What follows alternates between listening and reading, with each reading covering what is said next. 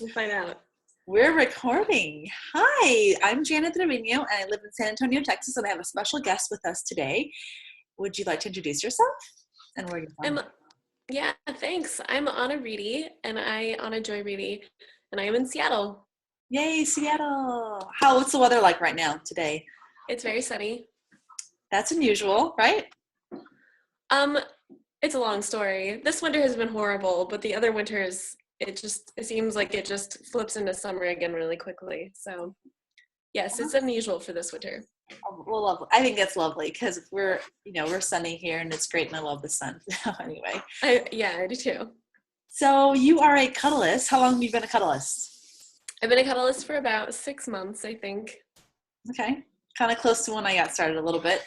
And what I think I found really fascinating with your story is that you have been doing cuddling work even before you became a cuddlist. I think that's really cool. And I think that there are people out there that think, well, why do I need to get a training? And why are trainings important?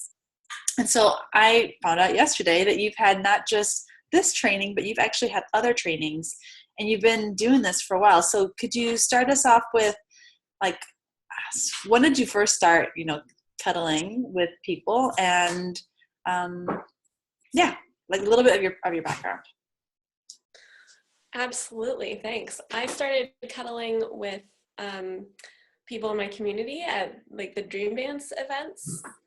We just landed in cuddle puddles, and I thought, this is the best thing ever. I found Cuddle Party. I thought that was the best thing ever.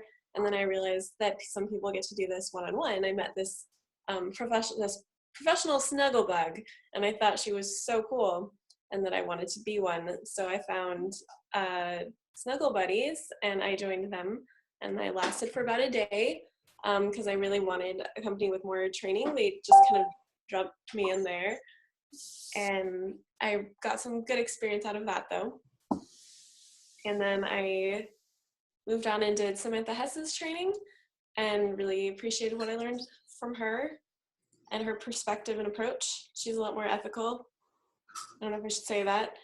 She's more on my page. And intentional, right? Intentional, yeah. Yeah, intentional. Yeah, and careful about boundaries. And she cares about people a lot. And then I met Cuddlist, and that's where I started actually getting a lot of clients and regular clients and made it feasible to make it a business. Fantastic. Okay, so I mean, if you think about it, I don't know, the snuggle bug that you met, were they trained? Yeah, not as a snuggler as much as in consent through Betty Martin, okay. And a lot of Tantra with David Cates, which is really a lot of my basis and foundation and enthusiasm about cuddling too, okay. Is all that consent work. It's what I would tell people, like, it's not just touching bodies, it's like figuring out what you want and then how to ask for it and daring to find out what you really want and ask for it. That's what Cuddlist is all about. That's what I love about it as well. Yeah. So there's like some level of training, and I think that sometimes people think, well, why can't I just go put an ad on Craigslist and just start cuddling people? Or why can't I just go to Cuddle Comfort and just cuddle people and have them pay me? Like, why do I need a training? What would you say now that you've had extensive training, I think, and you've done so much, you've been through now 3 different organizations. Why get trained? What have you noticed? I think there are several components that training brings. The first one is community. If you don't do a training, you're not as connected with a community that is upholding kind of the values and standards of business that you are. That's invaluable. Cuddlist has been so amazing for that. I can post any question I have and not be ashamed of it and know that people are going to reach out if I want to have a chat. It's really great.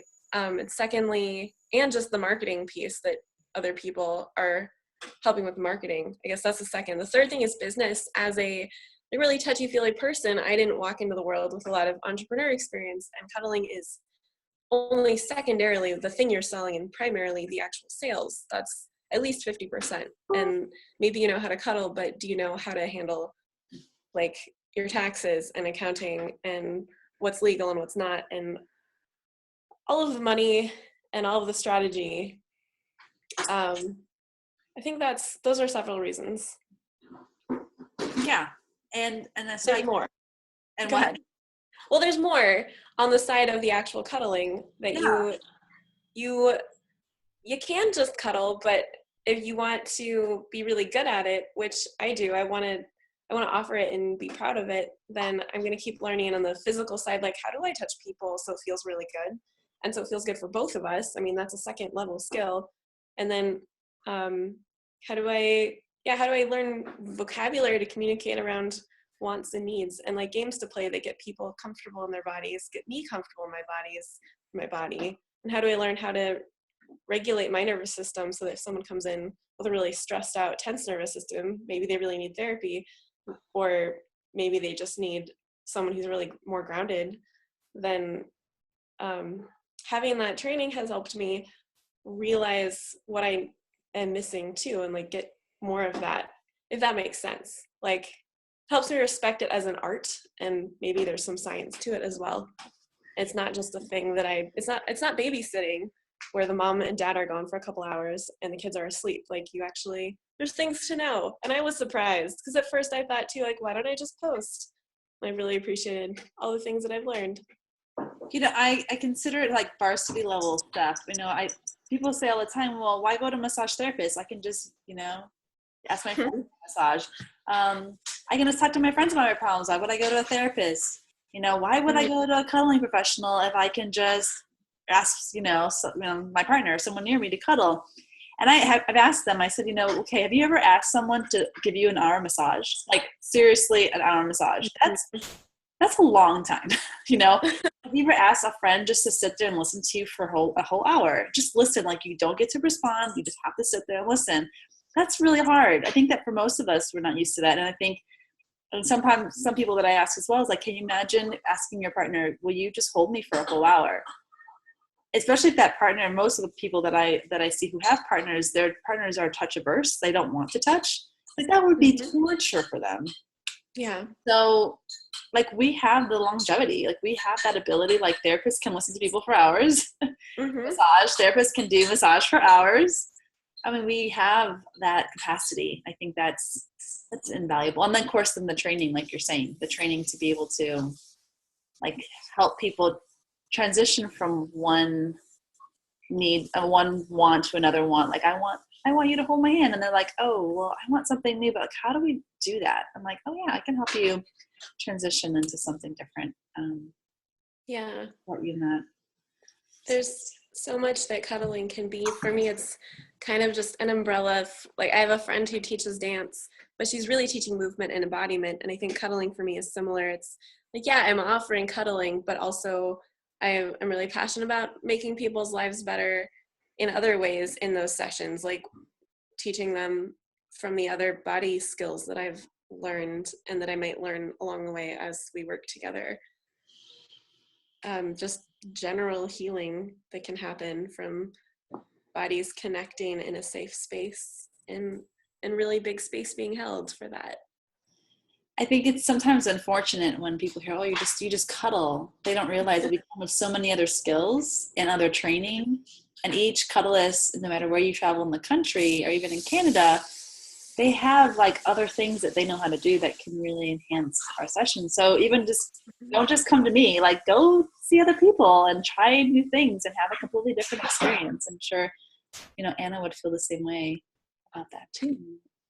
Yeah, and my passion with cuddling is to be a cuddle ambassador. Like if you cuddle with me even once and just get more clear on how to ask your friends for what you need, which again, like you said, I think it's true. We don't, probably not gonna always ask our friends for arm massages, but I want to infuse into the world this idea of a movement of more safe and consensual touch that meets our body's needs for, like, I think we all maybe have a need or at least a drive for a sexual connection, but I think we have an equally important, potent need that has to get satisfied for physical connection that cuddling meets. And professional cuddling just highlights it in my life, for other people too, but I think in my life it's made it a thing so that I meet someone I like touching. I'm like, oh, hey, can we get together for a touch exchange?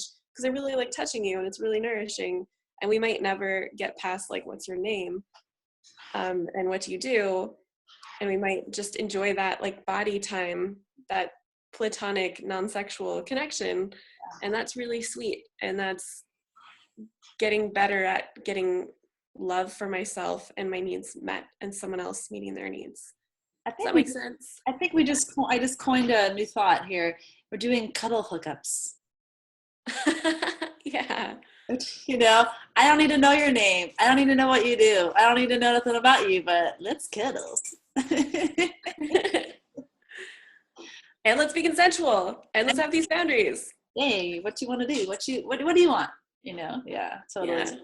Yeah. Some of my clients come and they don't ever even tell me anything about themselves. They just are quiet the whole time. It's like a cuddle hookup. I like that. Yeah, totally. Yeah. So, well, thanks again. Do you go by Anna Joe or just Joy or Anna? Anna Joy. It's German. Yep. Anna Joy. Yeah. Okay. Thanks, Janet. Hey, and thanks again for this time talking about training, a little bit about why it's super important, what all gets involved in this, like in what we do, and then it's not just cuddle, not just spooning. There's so much more to it. And I think it's amazing that you've been at this for years now, and you've kind of experienced a lot of different things. I'm so happy that I can now meet you on Cuddlist. Yay! And so everyone, if you're going to Seattle, right?